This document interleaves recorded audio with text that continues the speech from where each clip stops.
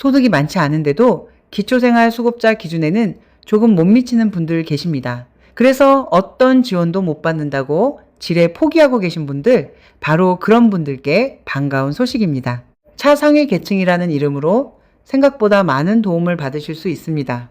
이 차상위 계층이 정확히 무엇인지, 어떤 조건에서 해당되는지, 어떤 지원을 받을 수 있는지 하나씩 차근차근 짚어드리겠습니다. 이 채널은 요양과 돌봄을 이어주는 플랫폼 엔젤시터에서 운영하고 있습니다. 사회복지와 장기요양, 정부 지원 정보를 어려운 말 없이 풀어서 전해드립니다. 먼저 차상위 계층이 무엇인지부터 살펴보겠습니다. 차상위 계층은 쉽게 말해 기초생활수급자에는 해당하지 않지만 소득과 재산이 낮아 정부의 도움이 필요한 가구입니다. 가구의 소득 인정액이 기준 중위소득 50% 이하일 때 대상이 될 수 있습니다. 여기서 소득 인정액이라는 말이 나옵니다. 소득 인정액이란 통장에 들어오는 월급만이 아니라 소득과 재산을 함께 계산한 금액입니다. 그래서 월급이 적더라도 집이나 자동차, 예금 같은 재산이 있으면 기준을 넘길 수도 있고, 반대로 재산이 있어도 기본으로 빼주는 금액과 빚을 제하면 기준 아래로 들어올 수도 있습니다. 계산 방식을 간단히 보면 소득 인정액은 소득 평가액과 재산의 소득 환산액을 더한 값입니다. 소득 평가액은 실제 벌어들인 소득에서 가구 사정에 따른 지출과 근로소득 공제를 뺀 금액이고요. 재산의 소득 환산액은 집, 땅, 보증금, 예금, 자동차 같은 재산에서 기본 재산액과 인정되는 빚을 뺀 뒤 정해진 비율을 곱해 계산합니다. 계산이 복잡하게 느껴지실 텐데요. 모의 계산을 이용하면 예상 결과를 미리 확인해 보실 수 있습니다. 가구원 수와 소득, 주거 형태, 보증금과 금융재산, 자동차, 빚 등을 넣으면 대략적인 결과가 나옵니다. 다만 이 모의 계산은 참고용입니다. 실제 조사에서는 공적 자료 조회와 서류 확인을 거치기 때문에 결과가 달라질 수 있습니다. 소득 인정액이 50% 이하로 나왔다고 해서 차상위 계층 자격이 자동으로 확정되는 것은 아닙니다. 반드시 주민센터에 신청한 뒤 소득과 재산조사를 거쳐야 최종적으로 결정됩니다. 그럼 기초생활수급자와는 무엇이 다를까요? 기초생활보장제도는 생계급여, 의료급여, 주거급여, 교육급여로 나뉘고 각각 기준이 다릅니다.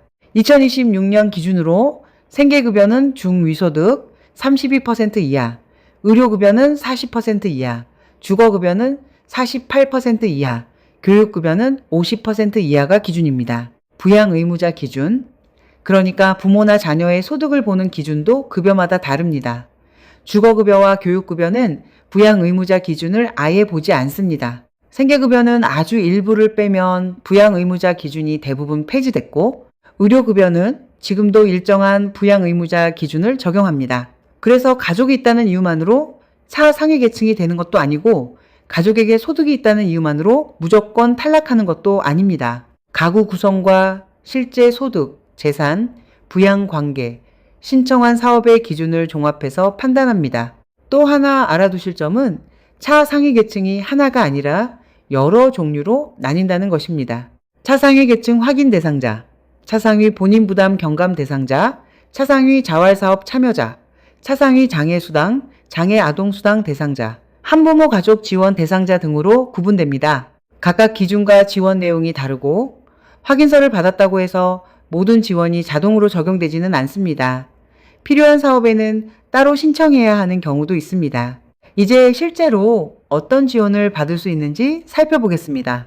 먼저 생활과 요금 부분입니다. 정보 양곡 할인, 전기요금과 도시가스 요금, 지역 난방요금 감면, 이동통신요금 감면, 종량 재봉투와 상하수도 요금 지원, 에너지 바우처 같은 에너지 지원을 받으실 수 있습니다. 다음은 의료와 건강 지원입니다. 차상위 본인 부담 경감 대상자는 건강보험 본인 부담금을 덜 내고 희귀질환이나 중증 만성질환 의료비 지원, 보조기기 지원, 가사간병 방문 지원 등을 받을 수 있습니다. 다만 의료비 경감은 모든 차상위 계층에게 똑같이 적용되는 혜택은 아닙니다. 희귀질환자, 중증질환자, 만성질환자, 18세 미만 아동 등 별도 요건을 갖춰야 합니다. 교육과 자녀 지원도 있습니다. 평생 교육 이용권, 초, 중, 고 교육비 지원, 대학생 국가장학금과 학자금, 방과 후 학교 자유수강권, 급식비와 인터넷 통신비 지원, 한부모 가족 양육비와 교육비 지원 등입니다. 문화와 여가 지원도 빼놓을 수 없습니다. 문화 누리카드, 스포츠 강좌 이용권, 산림 복지 서비스 이용권, 문화시설 이용료 감면 등을 이용하실 수 있습니다. 장애가 있는 분들을 위한 지원도 있습니다. 장애수당과 장애아동수당, 장애인 의료비와 보조기기 지원, 장애인 활동 지원과 평생교육 지원 등입니다. 이 지원들은 차상위 계층이라는 조건 외에도 장애 등록 여부와 장애 정도, 연령 같은 별도 기준을 함께 봅니다. 주거와 자립 지원도 마련되어 있습니다. 공공임대주택 입주 지원, 주거환경 개선 사업, 자활근로사업 참여, 취업 지원과 직업훈련, 저소득층 자산 형성 지원 사업 등을 활용하실 수 있습니다. 여기서 요양과 돌봄에 관심 있으신 분들께 꼭 짚어드릴 부분이 있습니다. 노인 장기 요양보험 수급자. 그러니까 장기 요양 등급을 받으신 분이 감경 대상자로 인정되면 방문 요양, 주 야간 보호, 요양원 같은 장기 요양 급여를 이용할 때 본인 부담금을 덜 내실 수 있습니다. 여기서 장기 요양 등급이란 혼자 생활하기 어려운 정도를 1등급부터 5등급까지 나눈 것입니다. 다만 차상위 계층 확인서가 있다고 해서 장기 요양 본인 부담금이 무조건 같은 비율로 줄어드는 것은 아닙니다. 국민건강보험공단이 법정 자격과 소득 재산 자료를 확인해 감경 대상과 감경률을 정합니다. 정확한 감경 여부는 장기 요양 인정서나 개인별 장기 요양 이용 계획서에서 확인하거나 국민건강보험공단 1577촌으로 문의하시면 안내받으실 수 있습니다. 그럼 신청은 어떻게 할까요? 가장 일반적인 방법은 주소지 관할, 읍, 면, 동 주민센터를 직접 찾아가는 것입니다. 신분증을 챙겨 복지 담당자와 상담한 뒤 사회보장급여 신청서를 작성하고 소득 재산 조사에 필요한 서류를 냅니다. 컴퓨터나 휴대폰 사용이 편하시다면 정부24 홈페이지에서 온라인으로 신청하실 수도 있습니다. 신청할 수 있는 사람은 본인뿐 아니라 같은 가구원, 친족이나 관계인, 법정 대리인이나 후견인, 사회복지 담당 공무원 등입니다. 대리로 신청할 때는 위임장과 신분증 등 추가 서류가 필요할 수 있습니다.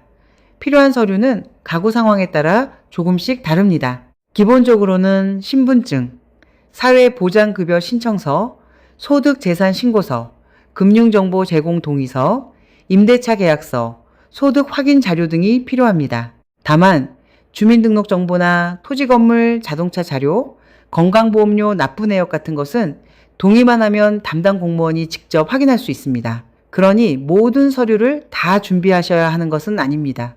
주민센터마다 추가로 요청하는 서류가 다를 수 있으니 신청 전에 전화로 미리 확인하시면 2번 걸음하지 않으셔도 됩니다. 신청 이후에는 대체로 이런 순서로 진행됩니다. 신청서와 서류를 제출하면 가구원과 소득, 재산, 금융재산 등을 공적 자료로 조사합니다. 필요하면 추가 자료를 받고 시, 군, 구에서 대상 여부를 결정한 뒤 신청인에게 결과를 알려드립니다. 자격이 확정되면 차상위 계층 확인서를 발급받을 수 있고 발급 수수료는 없습니다. 한 가지만 기억해 주세요. 차상위 계층 확인서 하나로 모든 차상위 자격이 증명되는 것은 아닙니다. 본인 부담 경감이나 자활, 장애 지원처럼 다른 차상위 자격은 그에 맞는 증명서를 따로 받아야 합니다. 여기까지가 차상위 계층에 대한 핵심 내용입니다. 혹시 내가 해당되는지 궁금하시다면 망설이지 마시고 가까운 주민센터에 문의해 보시기 바랍니다.